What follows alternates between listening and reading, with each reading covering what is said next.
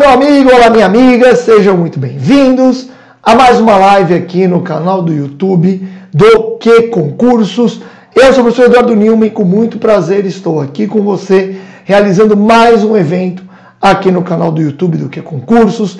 E o tema de hoje, para você que estuda para o concurso da Caixa Econômica Federal, é um tema muito importante.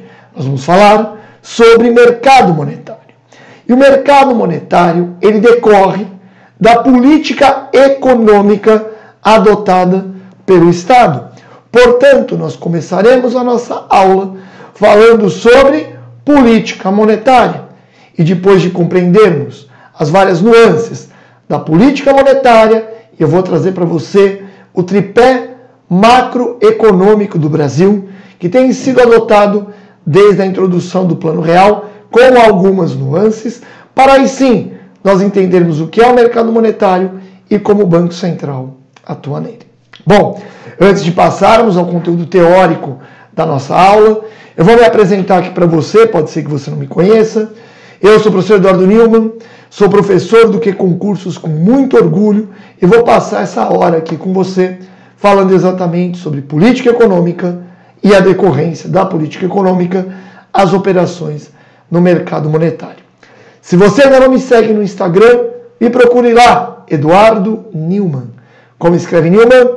N de Nair, E de Eduardo, W, M de Maria, A de Amor, N de Nair. Para que é direto para o meu Instagram é prof_Nilman. Beleza?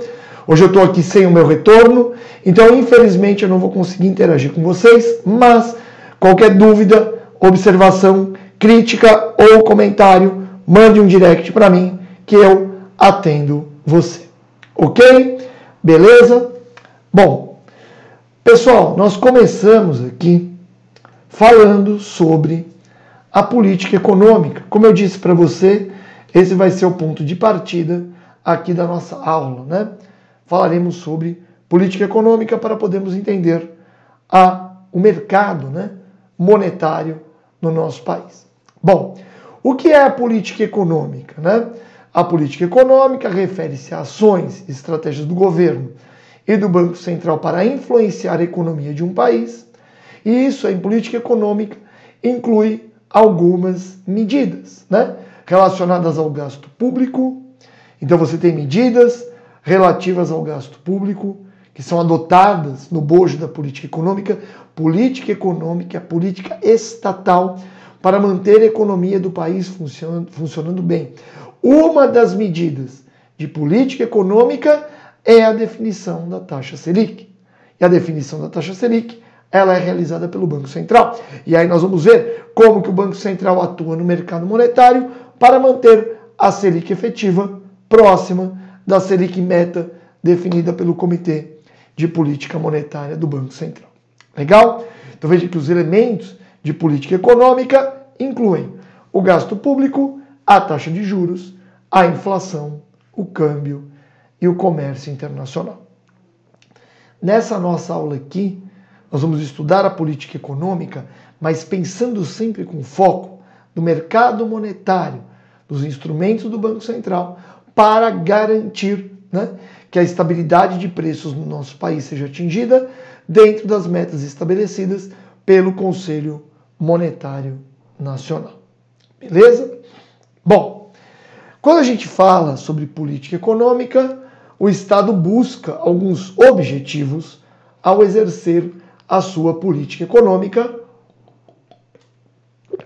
E o primeiro objetivo da política econômica é buscar a estabilidade de preços, ou seja, o controle da inflação. Inclusive, essa busca pela estabilidade de preços, o controle da inflação, é a missão precípua do nosso Banco Central.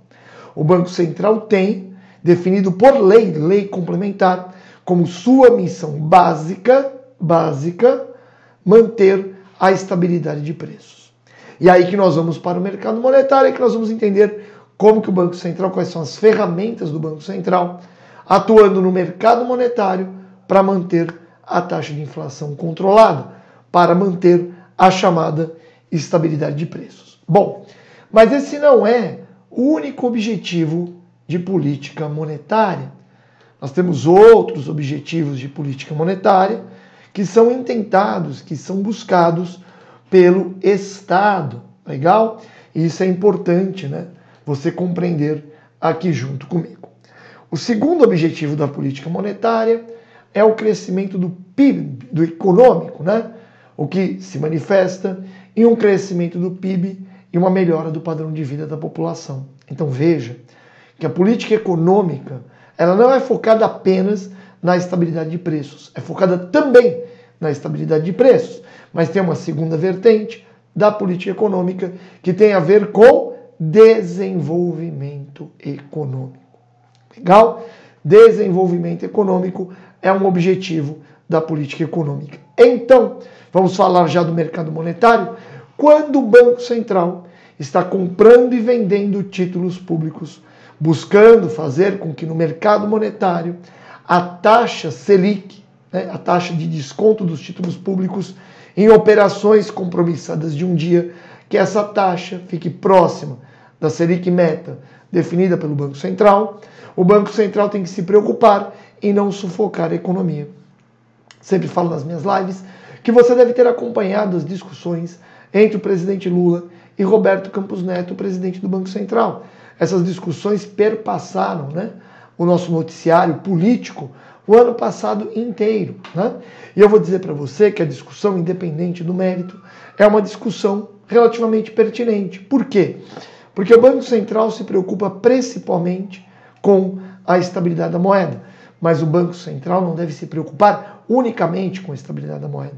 O Banco Central também tem outros objetivos, porque a política econômica do governo não para aí na estabilidade da moeda, ok? Inclusive, dentre os objetivos a serem buscados pelo Banco Central, nós temos lá definido em lei complementar a busca pelo pleno emprego. E para chegarmos a uma situação de pleno emprego, não é pleno emprego totalmente, não chegaremos, mas chegarmos a um alto nível de empregabilidade na nossa economia, o Banco Central não pode forçar a mão demais no mercado monetário, não pode enxugar muito a liquidez da economia, pois enxugando muito a liquidez, você tem um menor crescimento econômico, né? Então, quando a gente fala do mercado monetário, ele é um mercado extremamente importante, porque ele tem relação direta, né? Direta com o que ocorre na economia real. E a atuação do Banco Central no mercado monetário reflete, né, a política econômica desenvolvida pelo Estado, prestigiada pelo Estado. O terceiro objetivo de política econômica que eu tenho que chamar a atenção aqui para você é o pleno emprego, né? Garantir que a maioria da população esteja empregada. Legal?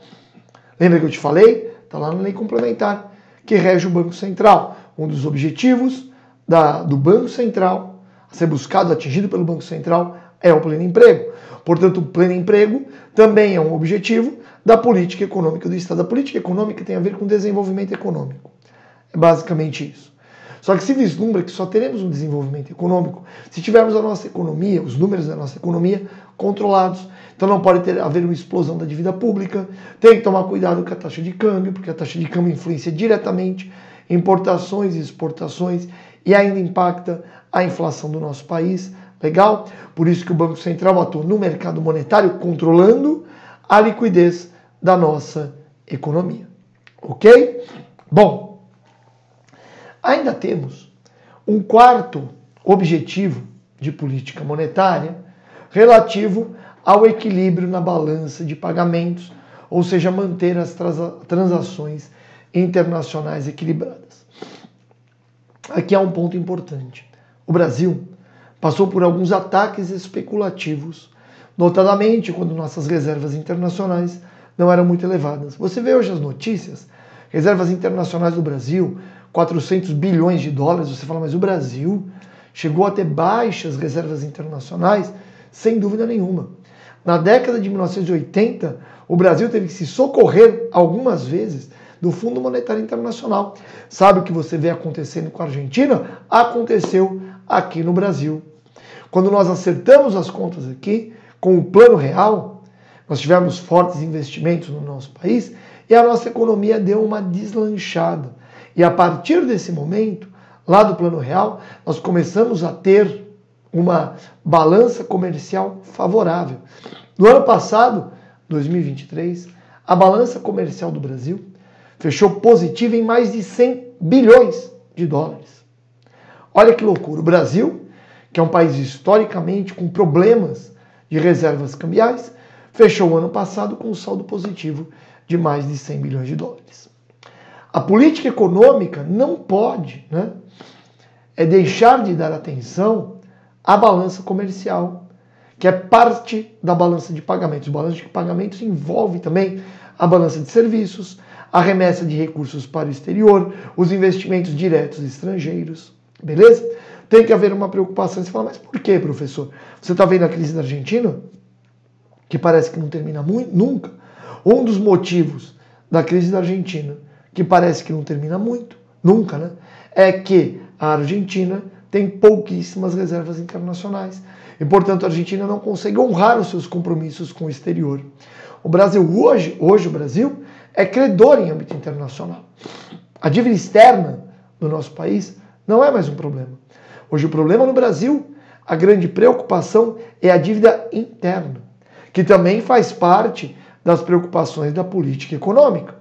Porque uma dívida interna elevada faz o país ser menos confiável. Porque a dívida interna alta, ela causa uma desestabilização na economia. Por quê? Porque se a dívida pública está alta, o governo está precisando se financiar na sociedade. Para se financiar com a sociedade, o governo tem que emitir títulos públicos. E a sociedade vai cada vez pedir juros maiores. Isso vai causar uma recessão na economia. O outro mecanismo que o governo tem para financiar os seus déficits seria a emissão de moeda, mas aqui no Brasil isso está vedado. Agora, emitir moeda para cobrir o déficit público é pior ainda, porque aí vem uma inflação descontrolada. É o que ocorre aqui com os nossos irmãos. Por isso que o presidente Javier Milei tem uma obstinação em controlar a dívida pública, exatamente para parar de ter essa pressão inflacionária, legal? Por conta da emissão de moeda. Muito bem. Entendemos os objetivos da política econômica, agora vamos entender os instrumentos da política econômica. O primeiro instrumento, pessoal, tem a ver com a política fiscal, ou seja, ele envolve decisões sobre gastos públicos e impostos, tributação, para estimular ou desestimular a economia. Nós vemos o ministro Fernando Haddad vira e mexe falando que a política fiscal vai colaborar com a política monetária do Banco Central. Que um fiscal mais justinho faz com que a política monetária do Banco Central não precise ser tão restritiva. Hoje a política monetária do Banco Central ela é restritiva. Ainda temos uma taxa de juros elevada. A principal medida, já vou te adiantar o fim da aula, a principal medida de política monetária, do Banco Central, do mercado monetário, para manter a inflação controlada, é estabelecer a Selic meta, que é definida pelo Comitê de Política Monetária do Banco Central. Se o fiscal está mais ajustado do governo, você tem menos pressões inflacionárias. Se tem menos pressões inflacionárias, o Banco Central pode manter uma taxa Selic menor, pode deixar mais recursos fluírem para a economia. Legal? Mas o primeiro instrumento de política econômica, é a política fiscal, sem dúvida nenhuma. Às vezes eu vou dar uma paradinha aqui para tomar uma água, pessoal, para que a minha voz continue inteira, até o final da nossa live, tá bom? Então quando eu der uma paradinha, é que eu estou tomando um fôlego aqui, estou tomando uma aguinha para nós continuarmos adiante, beleza? Bom, o segundo instrumento de política econômica é bem o tema dessa nossa aula aqui, que é a política monetária, o controle da oferta de dinheiro e taxa de juros para influenciar o consumo e investimento. Nós vamos ver, inclusive, como a taxa Selic produz impactos na economia real do nosso país. Agora veja um ponto importante, já adiantando para você. Estamos falando aí de política monetária. A política monetária no nosso país, ela tem as suas diretrizes definidas. Deixa eu até me colocar em tela inteira para você prestar atenção só em mim, A política monetária no nosso país tem as suas diretrizes definidas pelo Conselho Monetário Nacional. É o CMN, o Conselho Monetário Nacional, que define as diretrizes da nossa política monetária. Mas quem executa a política monetária é o Banco Central, ok? Quem executa a política monetária no nosso país é o Banco Central. E o Banco Central tem algumas ferramentas para executar a política monetária. A principal ferramenta do Banco Central de política monetária é definir a taxa Selic. A taxa Selic não é definida pelo Comitê de Política Monetária do Banco Central. A taxa Selic, aliás, não é definida pelo Conselho Monetário Nacional. A Selic não é definida pelo CMN. O Conselho Monetário Nacional define as metas de inflação, inclusive os intervalos de tolerância. Legal? Quem define a taxa Selic é o Comitê de Política Monetária do Banco Central. Beleza? Legal? Muito bem. O Comitê de Política Monetária do Banco Central define a taxa Selic, a Selic meta, que depois o Banco Central vai atuar nas operações do Open Market, vai atuar no mercado monetário para que a Selic efetiva, chamada Selic Over, fique próxima da Selic meta. Mas o Banco Central não tem apenas a definição da taxa Selic como medida de política monetária. O Banco Central também pode controlar a liquidez da nossa economia por outros meios. Te dou um exemplo. O Banco Central define o patamar das reservas compulsórias dos bancos. Quanto maiores as reservas compulsórias, menos dinheiro na economia. É uma medida também, né, de política monetária. O Banco Central realiza o redesconto, né, que ele é o último banco dos bancos, né, a instituição que faz a função de última instância do sistema financeiro.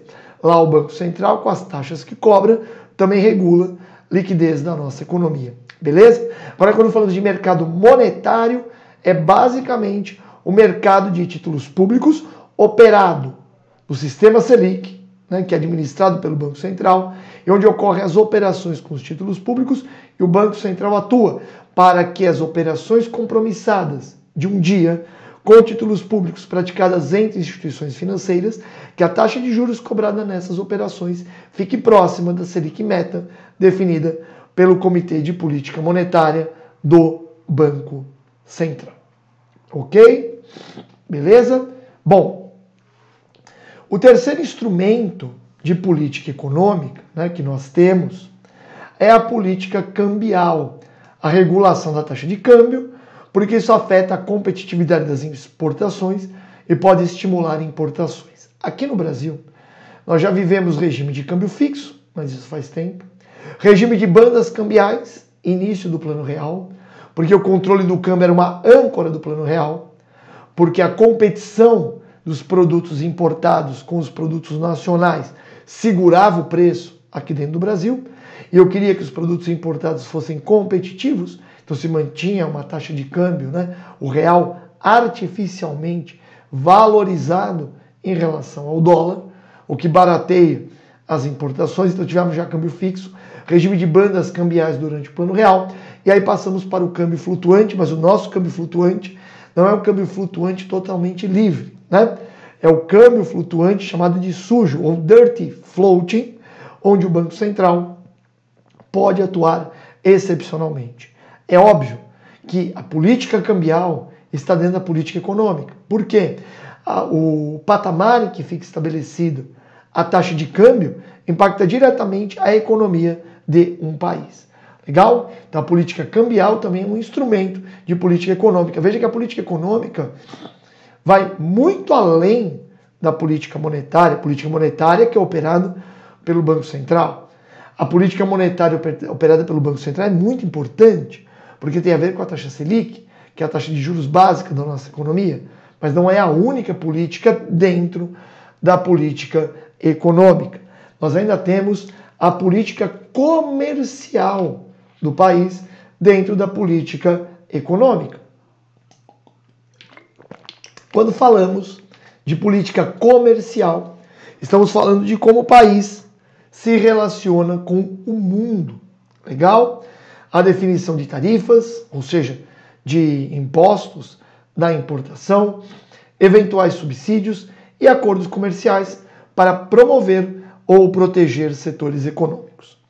Aqui no Brasil, nós estamos dentro do Mercosul, nós estamos dentro de um mercado comum. Logo, nós não temos uma política, né, comercial com o exterior totalmente livre. Nós temos que submeter às regras do Mercosul. Inclusive, temos uma tarifa externa comum que comporta algumas exceções, mas nós estamos sujeitos à TEC.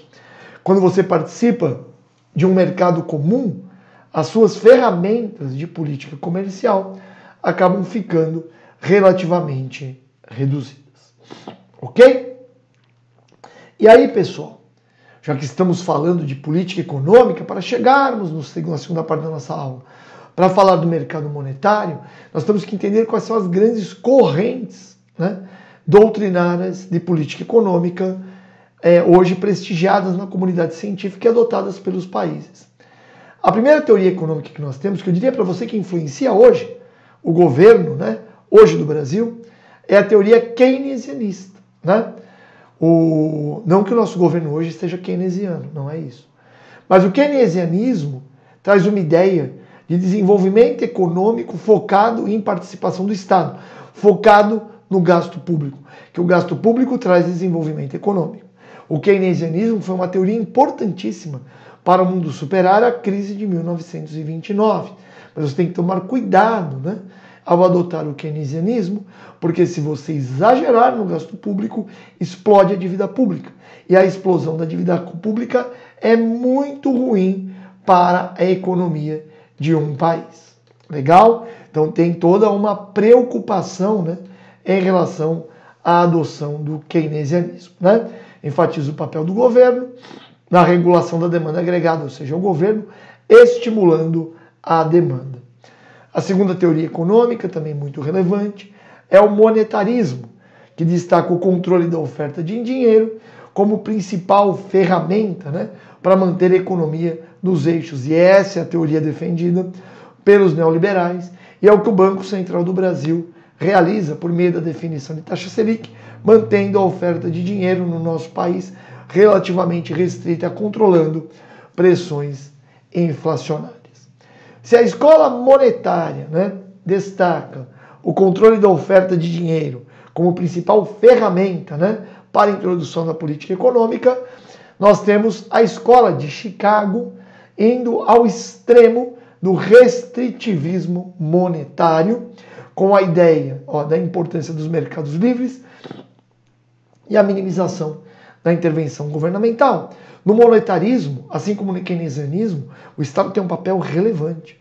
No keynesianismo, botando dinheiro na economia, estimulando a demanda. Né? No monetarismo, controlando a quantidade de dinheiro que está disponível na economia. A escola de Chicago, que influenciou muito, né, o governo de Margaret Thatcher, Ronald Reagan e, de certa forma, o ministro Paulo Guedes, né, ele é, inclusive, acho que ele é doutor, né, por Chicago, também via nessas medidas liberalizantes do comércio, menos Estado, a solução para uma economia mais forte no nosso país. Legal? A escola de Chicago, também chamada de neoliberalismo, né? A escola de Chicago foi muito influente no neoliberalismo, ela aborda a importância dos mercados livres e a minimização da intervenção governamental. Isso traria crescimento econômico.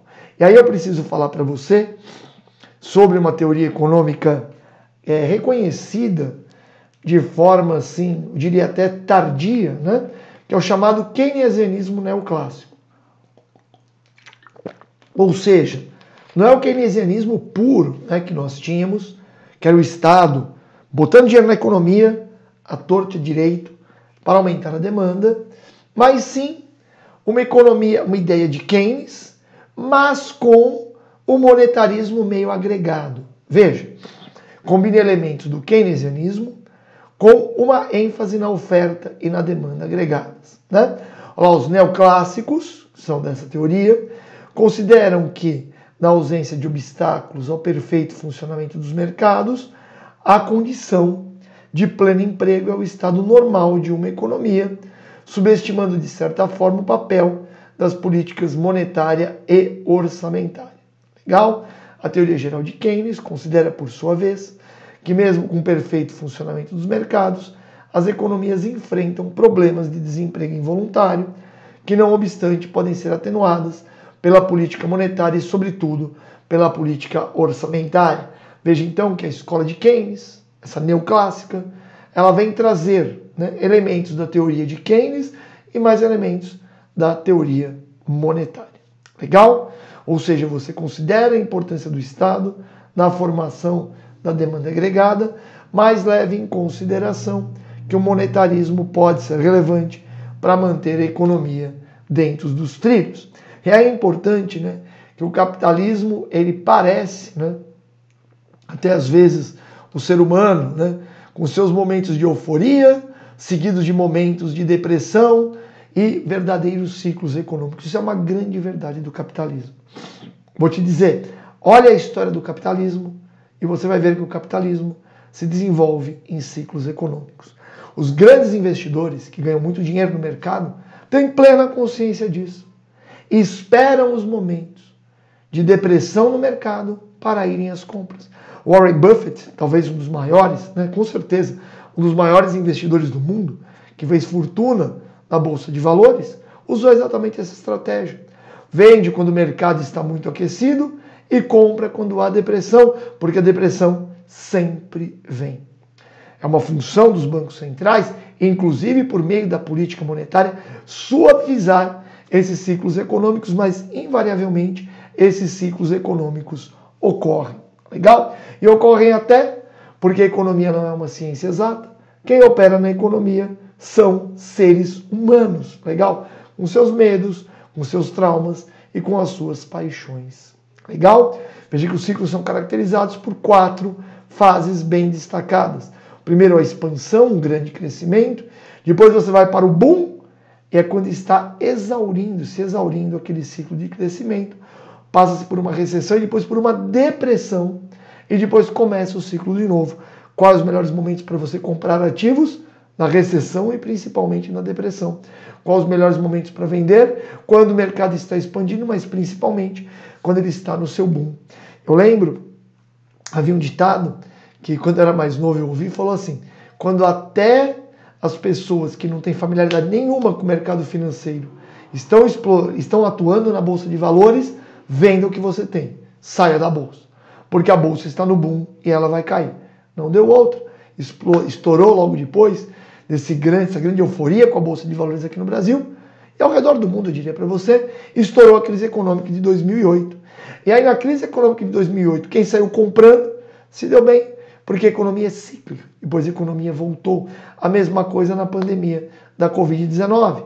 Quem saiu vendendo seus papéis por conta da pandemia, saiu num tremendo prejuízo.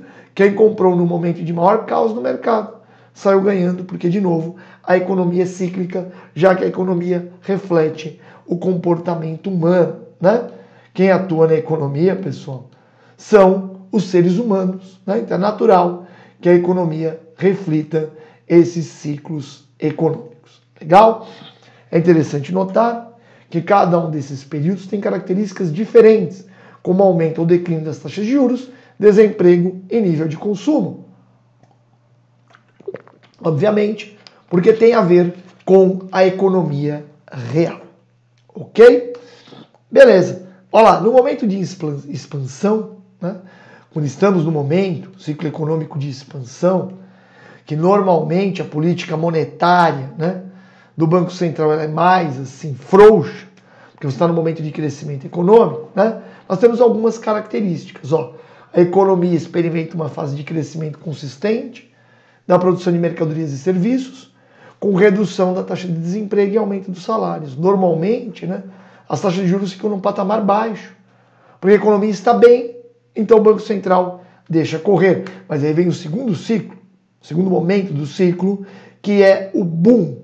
Quando você tem o boom, é o pico do ciclo, legal? Fase da qual a produção de bens e serviços alcança seu ponto máximo. Nesses picos normalmente acontecem desequilíbrios econômicos, tais como aumento da inflação e necessidade da elevação da taxa de juros. Lógico, a demanda sempre reage mais rápido do que a oferta. Falando em termos econômicos, a demanda é mais elástica do que a oferta. Beleza? A oferta demora para produzir resultados, os investimentos demoram para maturar. Legal? Então, por conta disso, pessoal, quando você tem um crescimento econômico muito acelerado, a demanda vai muito rápida, mais rápida do que o nível dos investimentos consegue fazer face, e, portanto, nós chegamos no momento de exaurimento. Aí nós passamos para a fase de contração, que é a fase da recessão, que ocorre quando é percebida uma diminuição da atividade econômica e as taxas de desemprego se encontram em tendência de elevação constante, até chegarmos na recessão, né? Que seria a depressão lá no ciclo econômico que nós tínhamos visto, né? Ela acontece quando atingimos o ponto mais forte da crise macroeconômica, onde é caracterizada por alto desemprego, sobras relevantes de capacidade instalada e taxas de juros elevadas. E aí normalmente você entra na próxima fase. Legal? Porque aí o governo normalmente entra dando estímulos econômicos, aumenta a demanda, você tem uma capacidade instalada ociosa, você usa essa capacidade instalada e isso dá um estímulo aos investimentos e se entra num novo ciclo de expansão. Legal? Agora é importante você entender que a política econômica, o principal objetivo da política econômica, né, que é manter a economia estável e crescendo, a política econômica busca suavizar esses ciclos econômicos. Esses ciclos econômicos são característicos do modelo capitalista, já aconteceram muitas vezes no passado e continuarão acontecendo. O objetivo da política econômica não pode ser acabar com os ciclos econômicos, parece que eles são inerentes ao capitalismo, mas sim suavizar esses ciclos. E aí o Banco Central, exercendo a política monetária de acordo com as diretrizes do Conselho Monetário Nacional, busca suavizar exatamente nossos ciclos econômicos, inclusive atuando no mercado monetário. Legal? Agora é interessante notar que você tem a política econômica do país, diria para você assim, em situações de normalidade, e a situação e a política econômica em situações de uma crise imprevista. Por exemplo, quando você teve a crise de 2008, crise financeira, já tivemos outras na história da humanidade, o Estado aprendeu, depois da crise de 29, que tem que socorrer a economia. Veja que em 2008, o Fed chegou a pisar no tomate ao deixar quebrar o Lehman Brothers. O Lehman Brothers era um banco muito grande para quebrar. Ele ia trazer outros bancos juntos. E até uma quebradeira. E crise no sistema financeiro é uma crise gravíssima em qualquer economia do mundo. Legal? Então, quando tem uma crise financeira, né, a tendência é que o Estado entre com medidas de resgate e também reformas regulatórias. São as políticas econômicas características desses momentos extraordinários. Legal? O segundo momento que eu tenho que trazer para você, né, é a pandemia da Covid-19, que aí foi obrigado, veja, estamos com um governo liberal. Jair Bolsonaro, Paulo Guedes, né, ministro da Economia, ou seja, Paulo Guedes um viés totalmente liberal. Mas foi necessário, naquele momento, se passar a políticas de apoio às pessoas mais carentes e às empresas.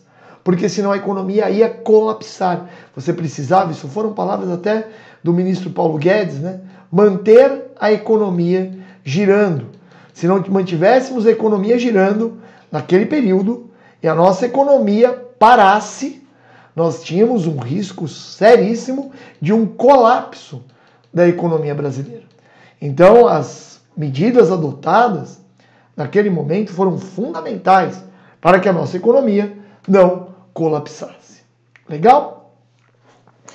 Agora, quando falamos de política econômica, é importante levar em consideração o país, o estado da economia do país. Você não vai adotar a mesma política econômica nos Estados Unidos, por exemplo, e no Brasil. Ou no Brasil e na China. Ou no país da Europa e na Índia. São economias totalmente diferentes, você tem que ter no momento que você está. Isso tem que levar em consideração vários fatores. Inflação, desemprego, taxa de natalidade, beleza?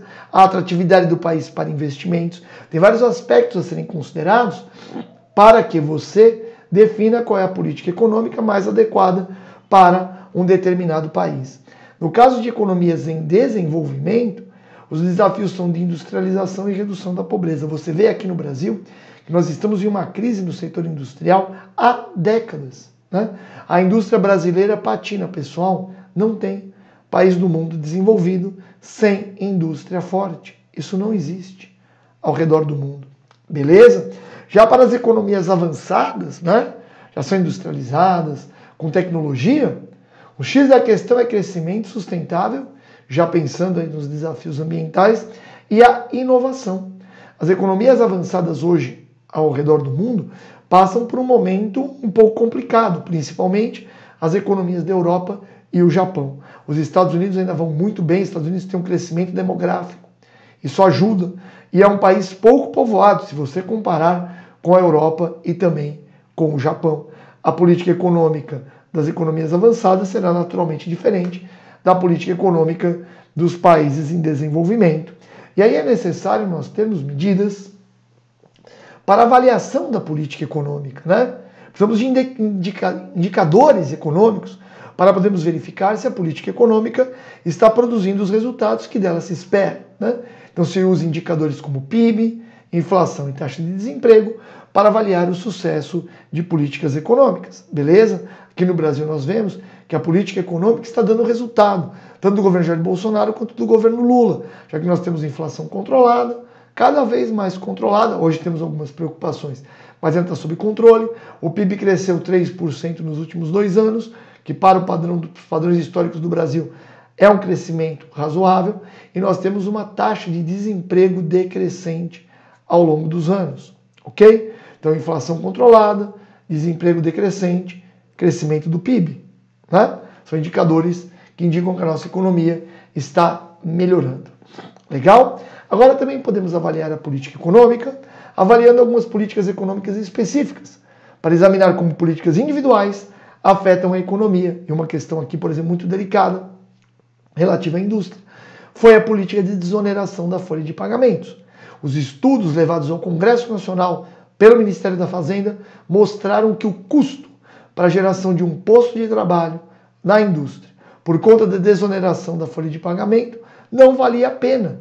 Era um custo muito alto. É uma política econômica que não deu bons resultados. Contudo, houve grande contestação dos setores beneficiados por essa política econômica, e nós vemos que essa política econômica acabou sendo prestigiada novamente pelo Congresso Nacional. É uma política de desoneração de setores específicos. E aqui eu quero chamar a sua atenção para o tripé macroeconômico brasileiro. O tripé é esse mantido, né? Inclusive nos governos que nós tivemos mais à esquerda, no governo Jair Bolsonaro e agora ainda no governo Lula. Esse tripé macroeconômico tem tudo a ver com o mercado monetário e por isso que é importante você compreendê-lo. O Brasil trabalha com o tripé: metas de inflação definidas pelo Conselho Monetário Nacional, câmbio flutuante, mas é um flutuante sujo, e superávit primário. O superávit primário é um tripé que está meio penso no Brasil desde o ano de 2015, mas estamos buscando, né, obter de novo o superávit primário. Você sabe que esse ano a meta do governo federal é superávit zero. O mercado tem um pouco de dúvida em relação a isso, mas por fim é a meta do governo. E aí chegou o momento agora de nós falarmos de mercado monetário, porque nós vamos falar da relevância da taxa Selic, como o Banco Central atua para que a Selic efetiva, o sistema Selic, fique próxima da Selic meta definida pelo Comitê de Política Monetária do Banco Central. Deixa eu me tirar da tela aqui para não atrapalhar você, né? Nós temos aí uma figurinha mostrando exemplificativamente a reunião do Comitê de Política Monetária do Banco Central. Veja que eu tenho aí uma pessoa sentada na cabeceira da mesa. Quem é essa pessoa? Presidente do Banco Central. Legal? E nós temos mais 8 pessoas que são os diretores do banco, né? Aí está refletindo, pessoal, as reuniões, né, do Comitê de Política Monetária. Lembrando que o Copom realiza 8 reuniões por ano. E aí o Copom vai se ater a alguns indicadores macroeconômicos para definir a Selic meta, a taxa de juros livre de risco da economia brasileira. Mas é a meta da Selic, né? Que depois tem um sistema, que é o sistema Selic, onde se apura a Selic over a Selic efetiva. Veja que o Banco Central leva em consideração alguns fatores, como a inflação presente e as perspectivas de inflação, as contas públicas. Por isso que o ministro Fernando Haddad tanto diz que a política fiscal vai ajudar o Banco Central na execução da política monetária, porque é lógico que uma política fiscal expansionista coloca recursos na economia e traz pressões inflacionárias. Já quando o governo trabalha com superávit, né, fiscal, isso é bom, porque você não tem pressão do governo colocando dinheiro na economia. O Banco Central leva em consideração o nível de atividade econômica e também o cenário econômico internacional, porque nossa economia está integrada com as outras economias do mundo, não temos como fugir disso, beleza? Então é importante saber também como está o exterior. E aí veja que nós temos aqui um calendáriozinho, né, para definição da taxa Selic. São 8 reuniões por ano. Uma semana antes do início da reunião, na quarta-feira da semana anterior, se inicia, né, o silêncio do Copom. Nenhum membro do Copom mais se manifesta publicamente. A partir da quarta-feira da semana anterior à reunião. A reunião é realizada terça e quarta-feira da semana, sendo que a terça inteira e a quarta-feira é apenas para apresentação de perspectivas e análise de cenários da economia brasileira e mundial, sendo que na quarta-feira à tarde é definida a taxa Selic meta pelo Comitê de Política Monetária. E aí o período de silêncio continua até terça-feira da semana seguinte, quando é divulgada, né, a ata da reunião do Copom. Terça-feira dessa semana aqui foi definida a ata do Copom. Legal? E aí, né, fica uma grande expectativa do mercado para verificar o que o Copom indica nessa ata. Vamos continuar tendo queda das taxas de juros? O ritmo será menor? Está caindo 0,5%, né? A Selic a cada reunião do Copom. E aí, para você entender a importância da taxa Selic, eu trago algumas figuras aqui do site do próprio Banco Central que mostram a influência da Selic na economia. Veja, a Selic, em primeiro, influencia investimento e consumo. Como? Uma queda na Selic, taxa de juros básica, traz uma queda de juros na economia, fazendo cair os juros reais. Isso estimula consumo e investimento. Se vai mais dinheiro para consumo, diminui a poupança e você tem uma pressão inflacionária por conta de uma maior demanda. Ok? A Selic também influencia, obviamente, o canal do crédito. Porque se a Selic é a taxa, e aí nós estamos falando direto, hein, de operação do Banco Central no mercado monetário, né, por meio da negociação de títulos públicos, a importância da taxa Selic. Se a Selic cai, os bancos tendem a reduzir as taxas de empréstimo, porque a taxa de empréstimo ela é formada, é a taxa Selic, mais a taxa de risco do empréstimo. Se a Selic cai, a taxa total do empréstimo cai, porque um dos seus componentes caiu. Legal? Se os bancos reduzem a taxa de juros, aumenta, né, a demanda por crédito, portanto vai aumentar o volume de recursos na economia, aumenta o consumo e, portanto, tem uma pressão inflacionária. A Selic também influencia no câmbio, e aí dá para você entender. Veja, muitos investidores estrangeiros trazem dinheiro para o Brasil para comprar títulos públicos e ganharem a Selic. Nos países desenvolvidos, nenhum título de governo paga os juros que nós temos aqui no Brasil. Então veja que uma Selic alta faz entrar muitos recursos estrangeiros, o que joga o dólar para baixo e reduz pressões inflacionárias. Já se a Selic cai, investidores estrangeiros começam a tirar o dinheiro do Brasil, menos dólares na nossa economia faz o dólar ficar mais caro, e o dólar mais caro traz pressões inflacionárias. Legal? Então veja que a Selic influencia de novo, né, o nível de preços da economia. A Selic influencia, inclusive, o chamado canal das expectativas. Quando tem uma queda da Selic, há uma expectativa de recuperação econômica, e a expectativa de recuperação econômica traz uma expectativa de aumento de preços. E como eu te falei, a economia é uma ciência social. A economia não é uma ciência exata. Portanto, as expectativas na economia são importantes. Legal? Beleza? E por fim, a Selic também influencia, né, na riqueza na economia, no valor dos bens reais da economia. Veja, se a Selic cai, sai dinheiro do sistema financeiro e vem dinheiro para a economia real. Mais dinheiro para comprar as mesmas coisas. O que acontece? As coisas sobem de preço, inclusive os ativos reais, imóveis, né, ações, que são ativos já financeiros. E tudo isso dá uma sensação de maior riqueza para quem tem esses ativos. Mas é uma sensação falsa. Porque se você vender a sua casa agora que ela está muito valorizada, você terá que comprar outra. E essa casa também estará valorizada. Você tem uma tremenda pressão inflacionária quando isso ocorre. Você entendeu a importância da Selic? Muito bem. Nós estamos falando de mercado monetário. O mercado monetário é o mercado onde o Banco Central garante, né, a liquidez da nossa economia. E o Banco Central faz isso principalmente no mercado de títulos públicos. E o mercado de títulos públicos no Brasil ocorre em um sistema que se chama Sistema Selic. Se chama Selic, na realidade, Sistema Especial de Liquidação e Custódia. O Sistema Selic é operado pelo Banco Central. E é dentro do Sistema Selic que são realizadas as operações com títulos públicos no nosso país, onde as instituições operam títulos públicos, as instituições financeiras e o Banco Central. E aí como que se apura a chamada taxa Selic? Bom, os bancos que estão com problema de liquidez fazem operações compromissadas com títulos públicos no Selic. O que o banco faz? O banco tem títulos na sua carteira, mas está precisando de dinheiro agora, está com problema de liquidez.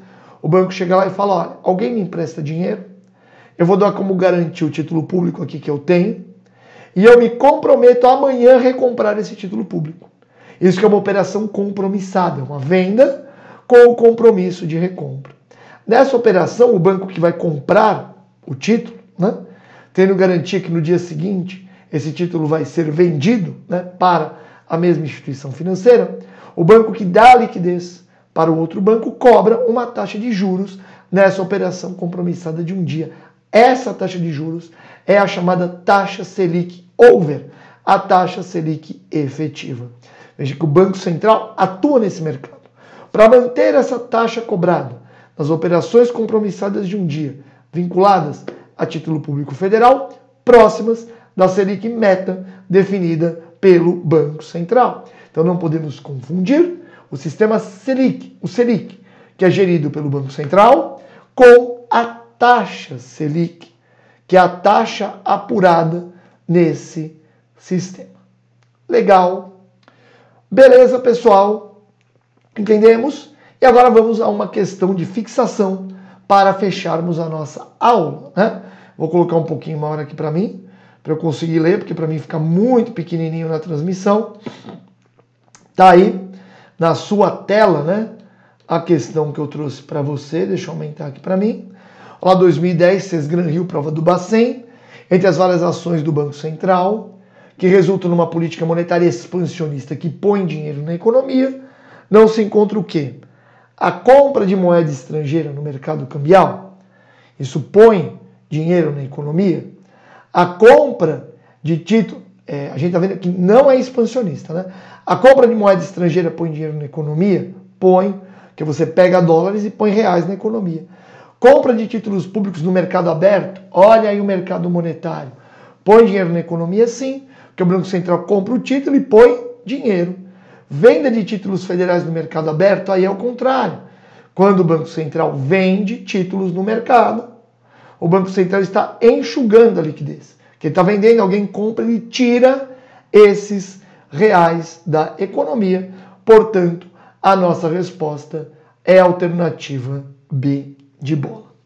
Beleza, pessoal? Legal? Eu espero que tenha ficado bem claro para você todas as nuances da política monetária e qual é a principal ferramenta do Bacen para executar a política monetária, que é operar exatamente no mercado monetário, que foi o tema, né, central dessa nossa aula aqui.